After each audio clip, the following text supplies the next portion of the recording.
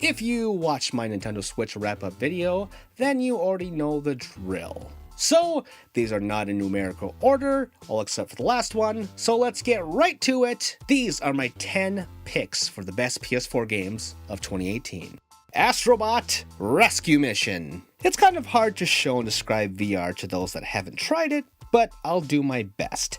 Astro Bot is a callback to 3D platformers of the 90s. It's cute, the music is really sharp, it uses the VR in inventive ways, and it's just the best showcase for PlayStation VR in 2018 by far. Most importantly, it's just a lot of fun, the kind that makes you grin from ear to ear as you play it. Dead Cells. I heard a lot of praise about the beta for Dead Cells last year, but I decided to wait it out until the final release. While I don't think the roguelike aspects are as good as my first foray into this genre, aka Rogue Legacy, it's still an excellent game that I'm having fun with months later. While the progression isn't as satisfying, there is one thing that Dead Cells does do better, and that's weapons. There might be, in fact, too many. Anyway, it's a blast. Detroit Become Human. I am a David Cage apologist. I know his games tend to be super cheesy and full of plot holes, but even the worst ones are worth playing because, well, it's hard to explain. Detroit Become Human can be overbearing at times and hits you over the head way too often about its symbolism, but even with its faults, I cannot recommend this game enough. It is an experience that is like no other, good or bad. Dragon Quest XI. In many ways, this Dragon Quest feels like a regression for the series and RPGs overall. Why does the soundtrack use MIDI files? Why do cutscenes have text boxes in them? Why can't you save anywhere?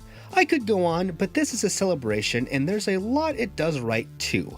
Every chapter feels like an arc in an anime, and the game does a good job of hooking me in right away with the look and size of the world, the varied amount of monsters, your companions, and so much more. This was well worth the wait. God of War.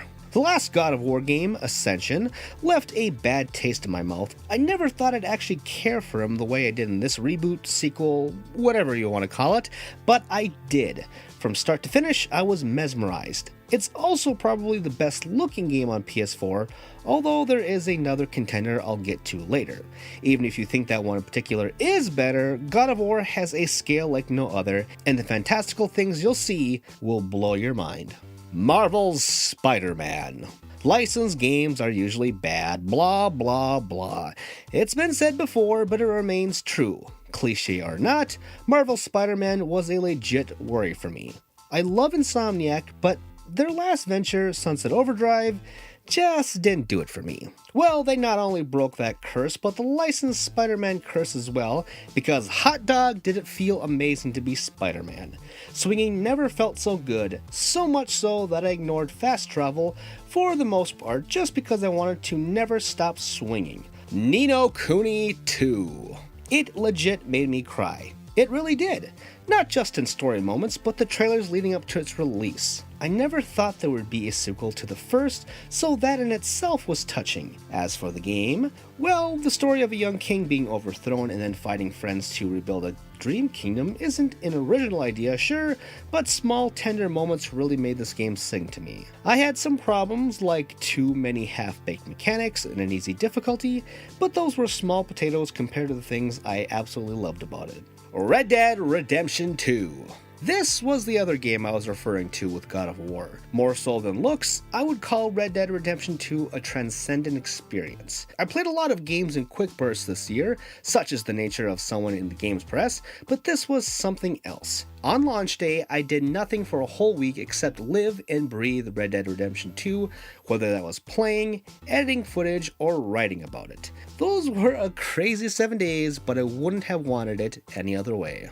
Shadow of the Colossus. I know what you're thinking.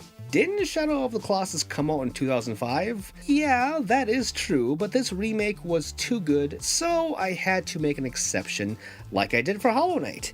It's a bit of a cheat to include one of my favorite games of all time, but hey, maybe including this remake on the list will show you just how much I care.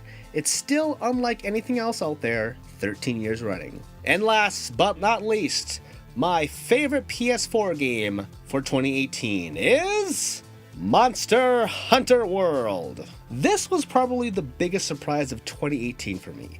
I had a deep hatred and confusion, more so, for the series before this. Try as I might, I just couldn't figure out why people stuck with the series. If I, 2018 Tristan, told 2017 Tristan that the Monster Hunter World trailer he just saw at E3 was going to be his favorite PS4 game the following year, 2017 me would probably slap present me silly. Now, I did struggle for the first few hours when I was trying to learn the twin blades, but once I switched over to the bow, everything just clicked for me. What really worked was the quality of life improvements. The scout flies were a great in-game reason to help players navigate. Graphically, it was way better than the PS2 era graphics I was used to. That's a bit of an overstatement, they didn't really look like a PS2, but they were bad. Also, I cannot emphasize enough how great it felt to explore every environment as one big open area instead of little tiny sections. All of those improvements were wonderful, but there was one function that really made this game sing: multiplayer. It was so easy to jump in and out of quests with random people, which was fun, but I had a better time co-oping the entire game with my friend Shay, who you've probably heard in one of my videos, if not many, before. That was a nightly ritual for at least 3 months. It was an amazing experience, and again, I'm just blown away by how much I enjoyed my time with Monster Hunter World. My name is Tristan, and you've been watching ReActionExaminer, wherein I do my best to create interesting videos to entertain and educate you fine folks. Be sure to subscribe, that helped me out a lot. And if you want to check out more, be sure to read my work over on The Gamer, wherein I write fun little listicles. You can also drop by my personal website, GameJerk, wherein I post other articles and reviews. All these links and more can be found in the description below. Thanks, and see you all next time.